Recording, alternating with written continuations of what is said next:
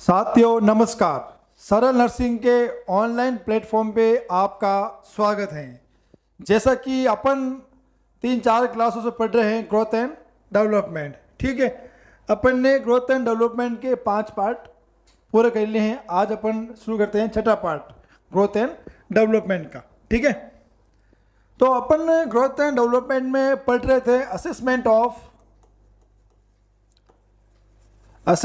Of growth and development, ठीक है।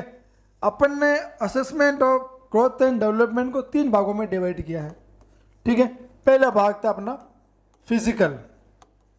Physical assessment of growth and development, ठीक है। फिर दूसरा था अपना general assessment of growth and development, और तीसरा और लास्ट था अपना systematic assessment of GND growth and development, ठीक है। तो अपन ने physical examination head to toes तक अपन ने कंप्लीट असेसमेंट कर लिया है ना। सर से लेके पाँव तक अपन ने असेसमेंट कर लिया, और सर से लेके पाँव तक जो असेसमेंट करते हैं उस प्रोसेस को अपन बोलते हैं सिफेलोकोइडल प्रोसेस, ठीक है। अपन ने डिस्कस कर लिया। फिर अपन ने general assessment of growth and development शुरू किया, जिसमें अपन ने height, weight, head circumference, chest circumference, MAC circumference, mid upper arm circumference और ग्रोथ पैटर्न, ठीक है, बॉडी बिल्ड्स और BMI के बारे में डिस्कस किया। तो ये 2 असेसमेंट भी अपन कंप्लीट कर चुके हैं। फिर अपन ने प्रीवियस क्लास में, है ना, प्रीवियस क्लास में अपन ने शुरू किया था systematic assessment of growth and development. तो अपन ने डिस्कस किया कि अपन इसमें कार्डियोवास्कुलर सिस्टम, ठीक है, रेस्पिरेटरी सिस्टम, ठीक है, डाइजेस्टिव सिस्टम,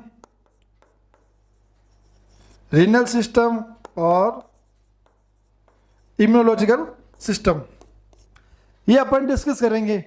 तो अपन ने प्रीवियस क्लास में डिस्कस कर लिया था कार्डियोवास्कुलर सिस्टम, है ना।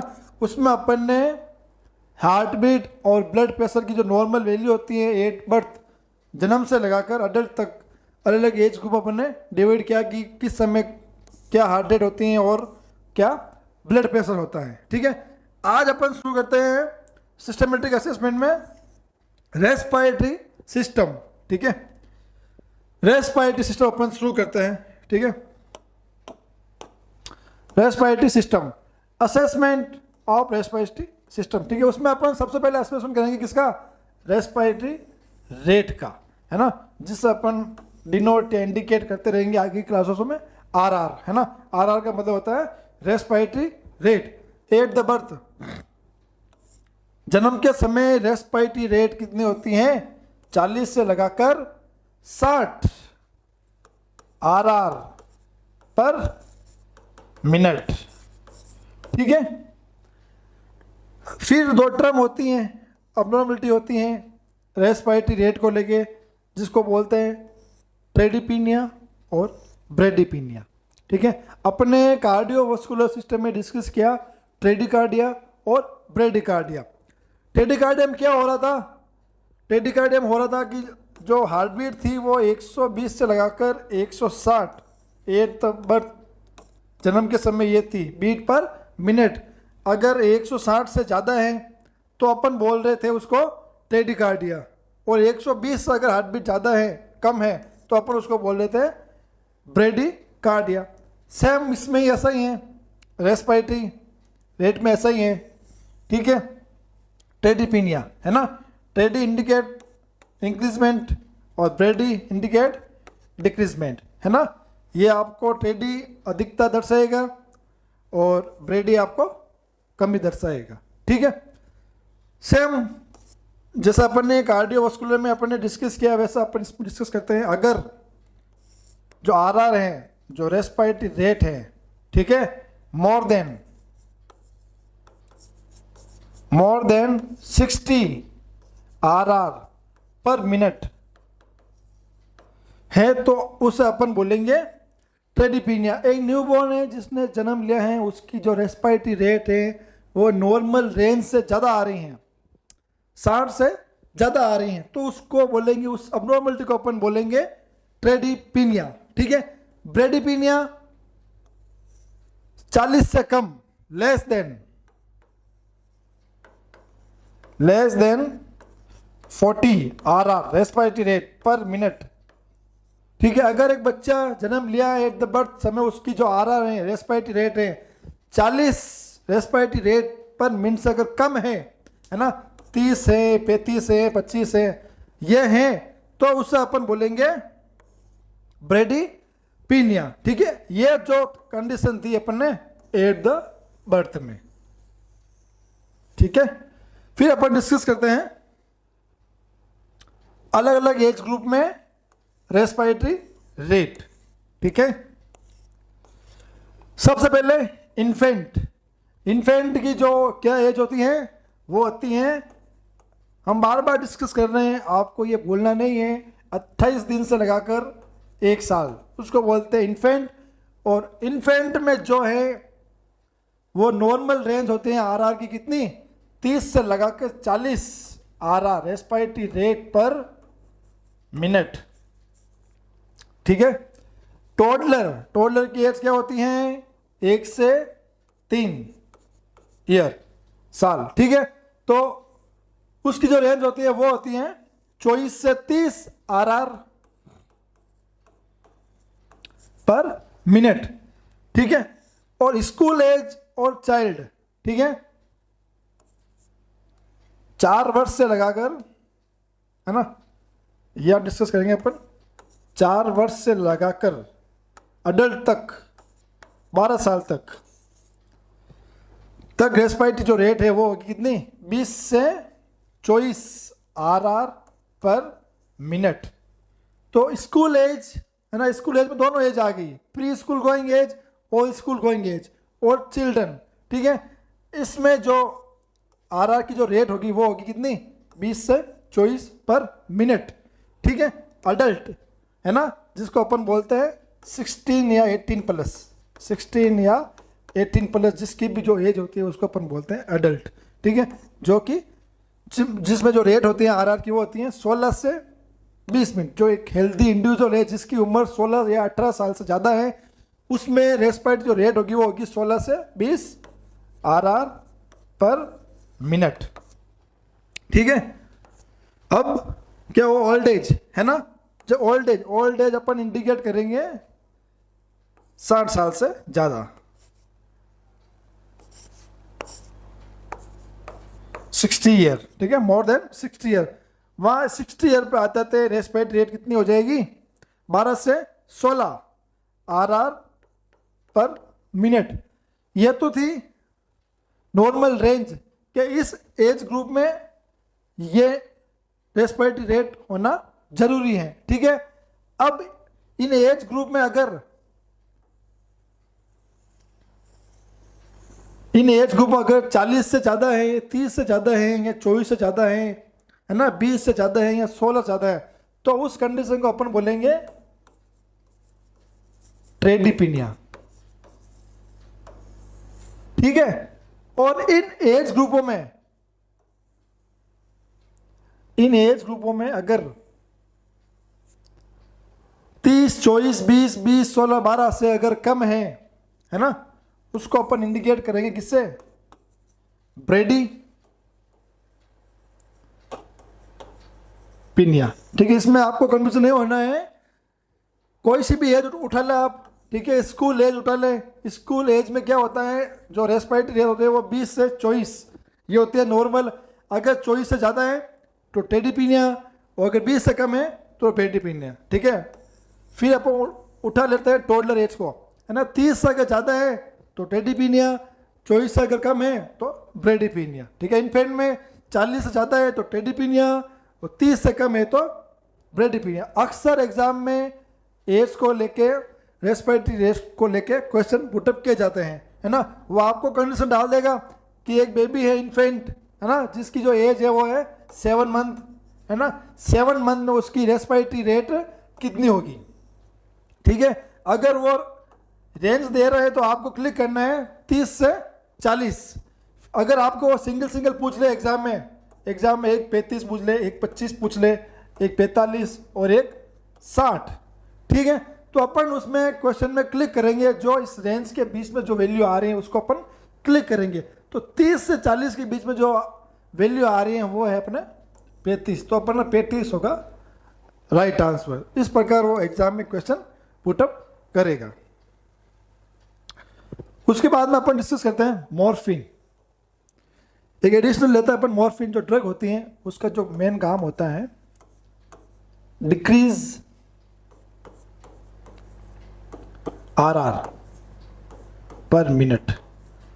इसका जो काम होता है मॉर्फिन का, वो डिक्रीज करती है आरआर पर मिनट। किसको? रेस्पिरेटरी रेट को डिक्रीज करती है। कौन सी कंडीशन में? जिस कंडीशन में ट्रेडिपीनिया वाली कंडीशन हो। ट्रेडिपीनिया वाली अगर कंडीशन हो तो उसको अपन देंगे क्या? मॉर्फिन, ठीक है। मॉर्फिन का जो मेन फंक्शन है वो क्या है? डिक्रीज आरआर, रेस्पिरेटरी रेट को डिक्रीज करना है। ये देने से पहले आपको क्या करना है? असेस करना, ये चेक करना, या एडवाइस करनी है। एडवाइस या assess respiratory rate till 1 minute. Morphine देने से पहले आपको 1 मिनट तक, बरोबर 1 मिनट तक आपको क्या करना है? रेस्पिरेटरी जो रेट है उसको असेस करना है, ठीक है। अगर आपने रेस्पिरेटरी रेट अगर सही से असेस नहीं किया है, ठीक है, मान लो कि उसके अडल्ट है, ठीक है, अडल्ट के रेस्पिरेटरी रेट एक्चुअल में तो आ रही है कितनी? 16 आ रही है, ठीक है, और आपने असेस कितने कर ली है? 25। अब आपने असेस कर लिया 25 एडल्ट में, तो ये क्या हो गया कंडीशन? ट्रेडिपीनिया वाली कंडीशन। और फिर आपने इस 25 के अकॉर्डिंग में आपने उसको क्या दे दी? मॉर्फिन ड्रग दे दी। और मॉर्फिन का काम क्या है?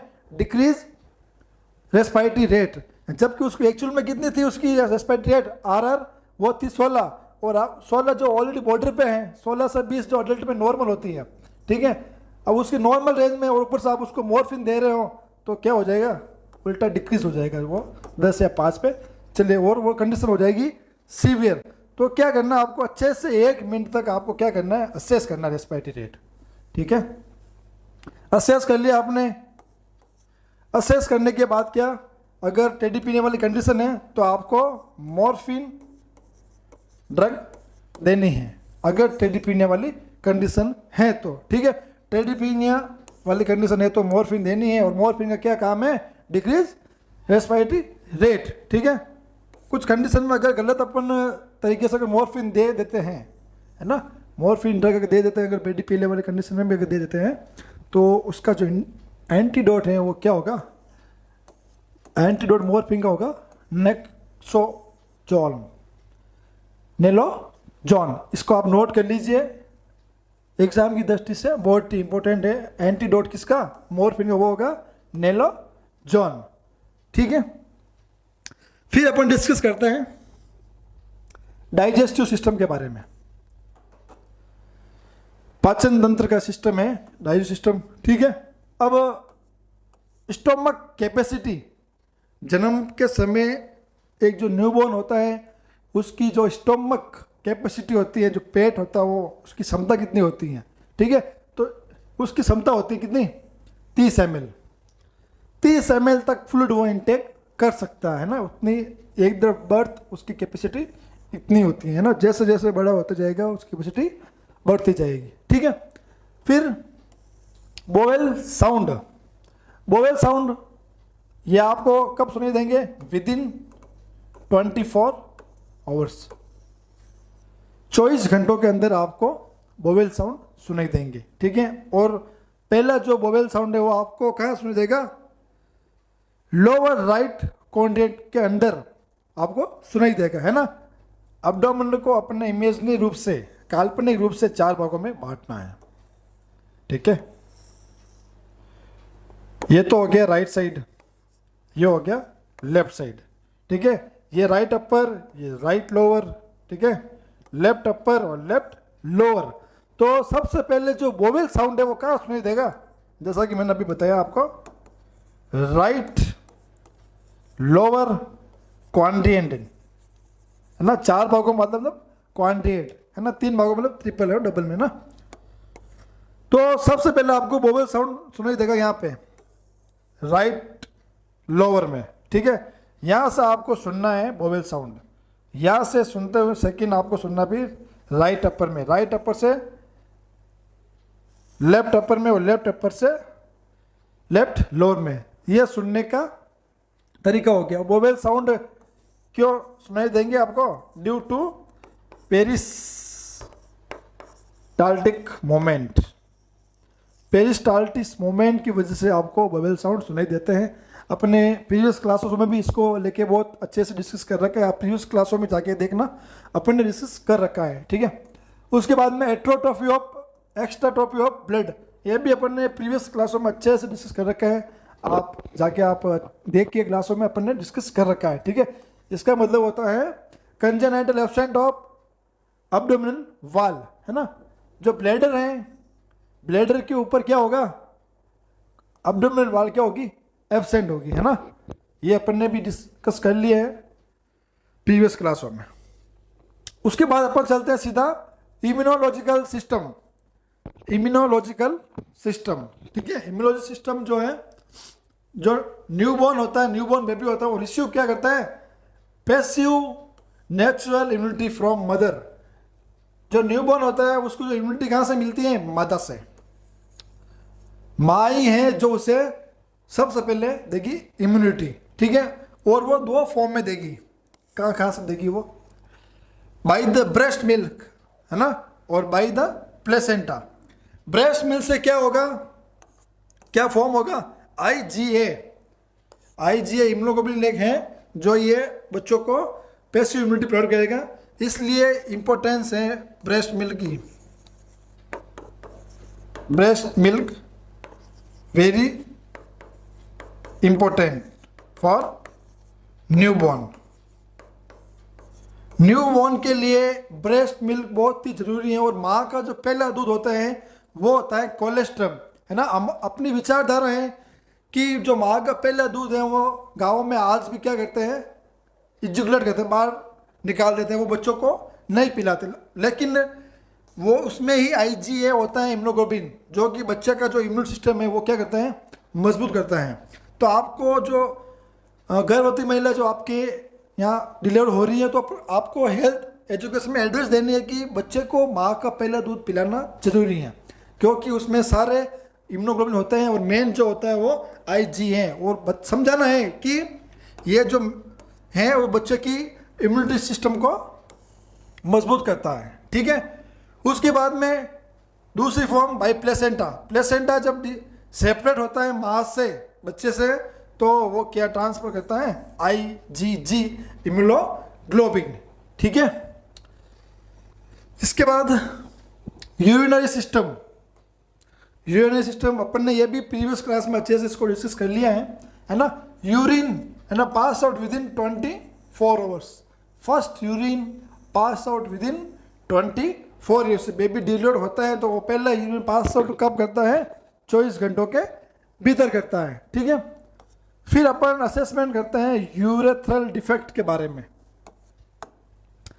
प्रीवियस क्लासों में अपन ने ये 2 से 3 बार ऑलरेडी डिस्कस कर चुके हैं ये दोनों टर्म्स, है ना। फिर भी आज वापस एक बार डिस्कस कर लेते हैं ताकि आपको अच्छे से याद हो जाए, ठीक है। पहली कंडीशन है एपिडेसिस और दूसरी है हाइपोपेडिस, ठीक है। इसमें क्या होता है, ये दोनों ओपनिंग को लेके अबनॉर्मलिटी हैं, यूरेथ्रल की ओपनिंग को लेके, ओपनिंग अब नॉर्मलिटी, ठीक है। दोनों ओपनिंग अब नॉर्मलिटी है यूरेथ्रल को लेके, ओपनिंग अब नॉर्मलिटी, अब नॉर्मलिटी, ठीक है। अब इसमें क्या होगा, जो यूरेथ्रल की जो ओपनिंग होगी वो कहाँ से होगी, dorsal, dorsal urethral opening, dorsal urethral, dorsal surface से, डोर्सल सरफेस यूरेथ्रल ओपनिंग, ठीक है। और इसमें क्या होगा, ventricle opening, ventricle opening of surface urethral, ठीक है। ये अपन ने दोनों कंडीशन प्रीवियस क्लास में अच्छे से डिस्कस कर ली हैं। ये ओपनिंग को लेके हैं, ठीक है, पेनिस से, ठीक है ना। एपिडेस में क्या होगा, ओपनिंग सामने से ना होकर वो डोर्सल सरफेस होगी, है ना, ऊपर की ओर एपिडेपिस है ना, यहाँ से ओपनिंग होगी। और हाइपोपेडिस से क्या होगा, जो ओपनिंग है वो होगी वेंट्रिकुलम, नीचे यहाँ से ओपनिंग होगी, ठीक है। तो इस प्रकार अपन ने पांचों सिस्टम को अपन ने डिस्कस कर लिया है। एक एडिशनल मैं आपके लिए लेके आया हूँ, बेंगल टेस्ट। बेंगल टेस्ट क्या होता है, बेंगल जिसको अपन हिंदी भाषा में अगर समझने का प्रयास करें तो बेंगल में चूड़ी, है ना, चूड़ी। तो ये जो टेस्ट है ये किया जाता है बेबी जो माल नरिश है या नरिशमेंट है ना, वो कुपोषण का शिकार है या नहीं, ये टेस्ट उसके लिए किया जाता है। अलग अलग एज पे अलग अलग डायमीटर की चूड़ियों से अपन ये टेस्ट करेंगे, ठीक है। सबसे पहले अपन ले रहे हैं 0 से 6 महीने, है ना। अगर एक जो बेबी है वो 0 से 6 मंथ का है तो अपन क्या करेंगे, 4 सेंटीमीटर डायमीटर का एक बेंगल लेंगे, है ना। ये बेंगल है, चूड़ी है मतलब गोल, जिसका डायमीटर क्या है 4 सेंटीमीटर, जिसका डायमीटर क्या है 4 सेंटीमीटर। अब क्या करना आपको, 4 सेंटीमीटर का लेना आपको डायमीटर 6 महीने तक के बच्चों के लिए, ठीक है। क्या करना आपको, वो जो चूड़ी है वो बच्चे को पहनानी है, ठीक है।